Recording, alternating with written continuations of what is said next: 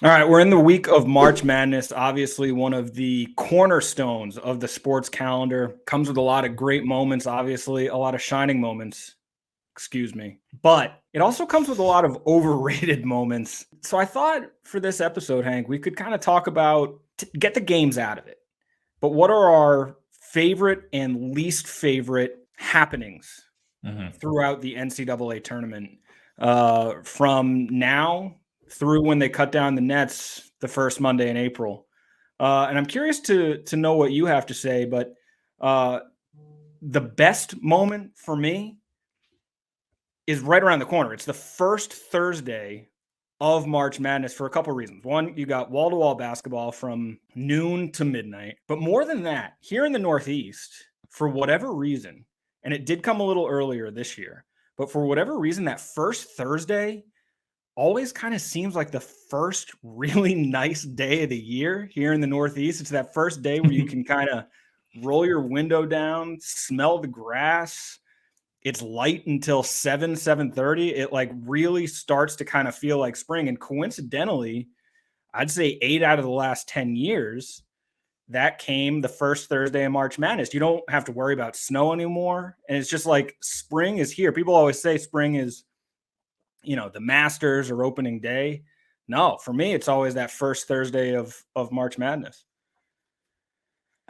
Absolutely beautiful opening monologue, my friend. If you're in the Northeast, that's the type of weather that puts a little hair on your chest. It makes you want to find a wife, get out there, be real productive. You know what I mean? And just attack the day. Have an outdoor chili. Yeah, exactly. It's always that type. Another one for me is, and I realize CBS uses the song all year. I get it. But the first time you hear the theme music, the da-da-da-da-da-da-da-da, on Selection Sunday, it hits way different. Like you hear the song, they come into the studio, you see Greg Gumbel's Afro Sheen, and like this shit is on. Yeah. That you hear that music, you feel it in your toes a little bit. You do. You know what I mean? It's like sometimes when I add a little too much bass when I'm editing this pod and you feel it tingle down your spine. That's what that music can do to you. I'm going to go ahead and talk about this one because I think it's fucked up that you put this one in your list, but crying kids. Yeah. Care to explain yourself with that one? The famous one is Northwestern Kid. And if you're watching this or listening, you know exactly who Northwestern Kid is. What I didn't realize is that Northwestern Kid is the son of Jim Phillips, Dr. Jim Phillips, PhD, the commissioner of the Atlantic Coast Conference. And founder of the Alliance. That's exactly, how's that working out? Clemson wants out now. Good luck. Yeah, hilarious. Clemson and FSU, see you later. Yeah. But yeah, it's really mean. It's really mean. But more so than the cheerleaders or the crying flute girl, who is kind of a babe, by the way. But the crying kid, especially if it's a Duke fan or a UConn fan or a Michigan State fan, like shut the fuck up. Get over it. You're going to be fine. And that's coming from someone who's taken losses way too seriously. I made myself throw up after the Patriots lost the perfect season. So like, I am that kid, but I hate that kid. I self-hate that kid. Another one for me, I don't know if you have any others. Another one for me is the Elite Eight matchups, specifically the Elite Eight matchups on the Saturday and Sunday. I think are great because anytime, and we'll talk about this a little bit later in the pod as well, but anytime you're watching a game knowing that history is on the line, it just hits different. And like we talked about before, like getting to a Final Four is incredibly meaningful, no matter the school. And so watching these kids play for the opportunity to cut down nets, get to a Final Four, I think is certainly equally as special, if not more special than the actual national championship game. Because by the time you get to the national championship, there's, regardless of who you are, even the Carolinas, even the Dukes, even the Kentuckys, Kansases, there is kind of a sense of, all right, this would be icing on the cake, but our season is a success. Like it validates everything, regardless of the school. If you make it to the Final Four, so watching those Elite Eight games, I think is really special. How much of this is your subconscious taking over because of because of how legendary that Syracuse Virginia Elite Eight game was? I mean, sure. That But was one of the most cold-blooded March Madness games I've ever seen. That comeback, it the was way that's incredible. amazing. It was incredible.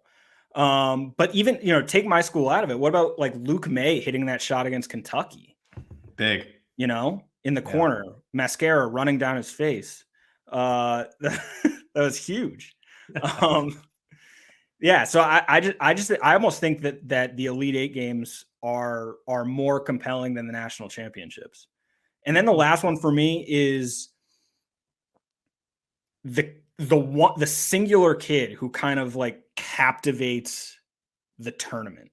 Mhm. Last year, and I'm saying this, and now I can't remember his name. Who the hell was the kid on Kansas State last year who just went No, crazy?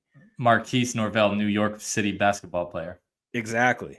And Mhm. this year, I'm wearing my slobbering wolf hat. It could be big man DJ Burns. Oh my If gosh. NC State if they can replicate what they did in the ACC tournament, which I don't think they'll be able to do, Mm-mm. but if they can at least make it to the second weekend, people around the country are going to fall in love with that fat motherfucker, and it's Yeah, going to be great. unit. And I'll say this about NC State, and you and I have been following the NC State athletics program for a while now. And Go Pack. go Pack. And I'll say this, there's always a weird sense of magic with NC State teams when they go on runs like this. Obviously, it happened with them in the Valvano years. Yep. Remember, NC State women's basketball, Wes Moore has built a dynasty down there in the triangle in Raleigh. Has he not? Best hair in college basketball. Yeah, his pink suits and everything. And remember the baseball team went on that little run during COVID and they were throwing out like they had like 11 guys and they were throwing like They an were going to win outfielder. they were going to win the College World Series. They were, and they lost to COVID. Right. Oh. And that was bullshit. Elliott Avent's 9. We're gonna take the whole thing. Yeah, America's team. Yeah. And and you're right. I think NC State, people want to root for them just Mhm. because they are like they're Carolina's little brother, whether you like it or not. Mhm. And then they think that they're Carolina's rival, but they're not. And so like they're easy to root for. They're easy to Mhm. root for. And I think Kevin Keats is really likable. Mhm. And they always have a special place in college basketball because of that run that Valvano and the guys went on in '83. And So and and you obviously don't want to play them right now. no, although I think they lose in the first round Really? Why? because I think they're just out of gas. And I realized the last team to win 5 games in 5 days was UConn in 2011, and then Yeah. they went out and won the whole damn thing. Mhm. But that UConn team was a lot better than this NC State team. A lot That better. that UConn team was 19th in the country when they made that run. Right. This NC State team had no business in the tournament had they not won it. Exactly. And that said, I do still think that they were underseeded. 11 is very disrespectful for them. I think The I, ACC tournament champion should never be an 11 seed. That's bullshit. I don't care if it's BC. You at least got to get like a 9. yeah, that's kind of true. BC and head coach Earl Grey T of Boston College. Cutting down the nets in Greensboro. Moving on though, but I have a very overrated March Madness moment because I'm sick of these types of dudes. But people who love flexing that they know there are exactly 9.2 quintillion possible outcomes in March Madness. Yeah. The Rovell Bro. types. Yes. Yeah. Those people can get lost. It's the same, but those are the same people who like after not even after like the first day, but like at 2:00 on Thursday are like, oh, my bracket's busted. It's like, shut the fuck up. Like, there have been 2 games. Relax. It's so true. You always got a guy like that. Like who takes it so seriously. He's like, oh man, now my bracket's trash. It's like, let it play out, man. Like everybody's lost. Who cares?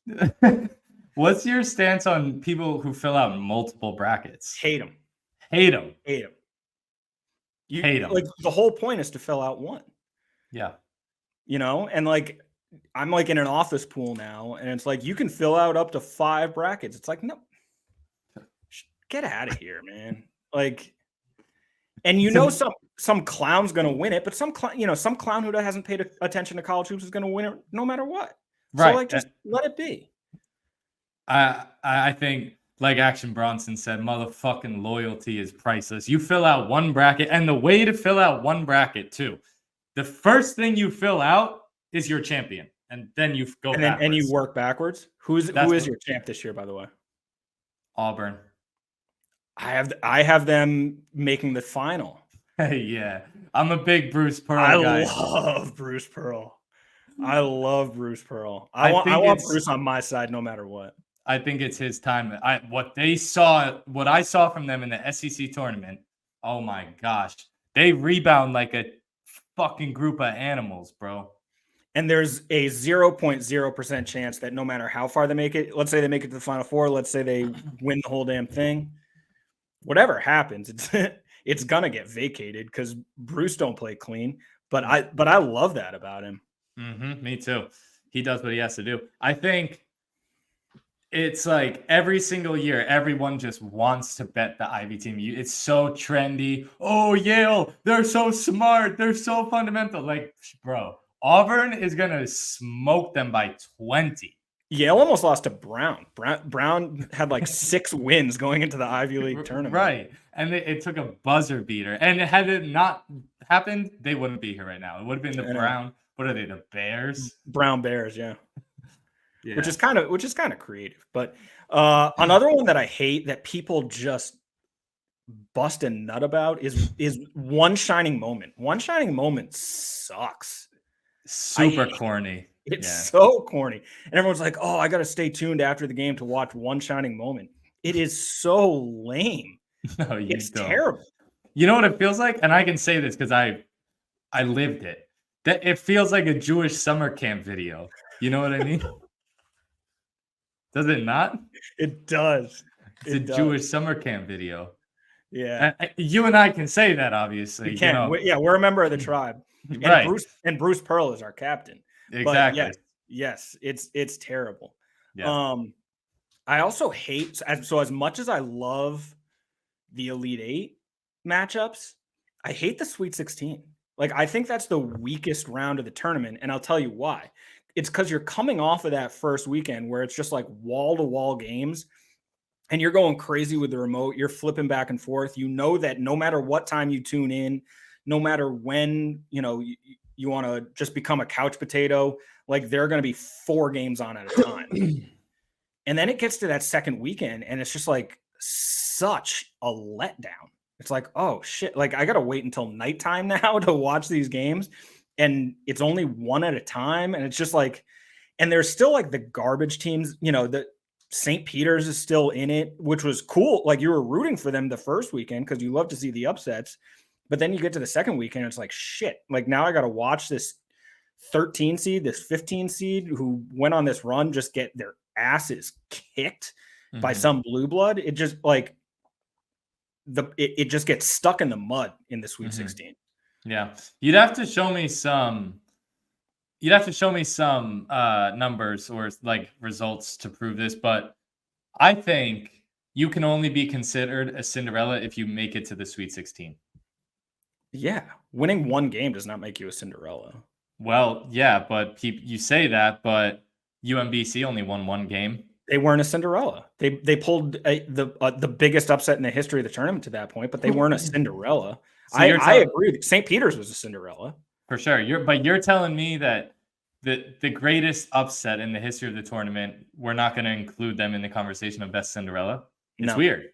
I agree, but it's weird. I feel like we agree too much. Like you were ready for me to say like, yeah, UMBC, Fairleigh Dickinson was a great Cinderella. No. You got to win 2 games to be a Cinderella. I'm 100% on the same page with you there. Yeah. All right, is there a limit to what your seeding can be to be a Cinderella? So like I'm thinking of Northern Iowa. They were a Mhm. 9 seed. They knocked off a really good the Kansas team that had the Morris twins on it Yeah. in like Whatever 2010 year or it was. 11, whatever it was. But like they were, they're a single digit seed. Did they count Mhm. as a Cinderella? With Ali Faroukmanesh. Like, they have to be. I think so too. But by the same token, what if like Villanova were a 9 seed? I wouldn't say, I don't know. Like, are Yeah. they a Cinderella? Part of it is the allure that they're northern fucking Iowa. What are they? The Jackhammers? No, they're the Panthers. Who's the Jackhammers? That can't be it. I made that up. South Dakota State is the Jack Rabbits. Yeah. Yeah. Maybe that's what I was. All right. Yeah. Well, And then UTEP is the Miners, who Miners use jackhammers. Who is SF Austin? Lumberjacks. Stephen F. Austin, the Lumberjacks. That's where Brad Underwood came from. Oh yeah. Now he's leading Illinois to some good things. Yeah. Anyway, go on. No, you go. I'm out of overrated. Okay, so this is my final overrated. But I'm gonna say the road ends here is a horrible slogan for a Final Four. Yeah. That is so weirdly demoralizing and totally not indicative of the beautiful event that's about to take place. True. That's fair. Oh, another thing that I like though is, and I've never been to a Final Four in person, and people say that it sucks to be there with this, but one thing I love about the Final Four is like, and this is so minute and such like a little fucking dork detail, but I love the raised court on a football field at the Final Four. And like the perspective that it changes, and like when players come check in, they have to like go up the fucking stairs. Like it makes it seem so big, you know? It does. Do you think so? I'm of the opinion that hosting it in a football arena or a football stadium is kind of ridiculous. It is ridiculous. It is ridiculous. So my question is, what's more ridiculous, the Final Four being in a football stadium every year, or the MLB saving its playoff games, its most important programming, for 1 o'clock on a Tuesday, Wednesday, and Thursday afternoon? It's funny you bring that up. I'm going to talk about that later on. But Major League Baseball is sillier because they just can't do anything right. I mean, the thing with the Final Four is they fill it up. Like, it's at capacity. So why would they not do that? It's true.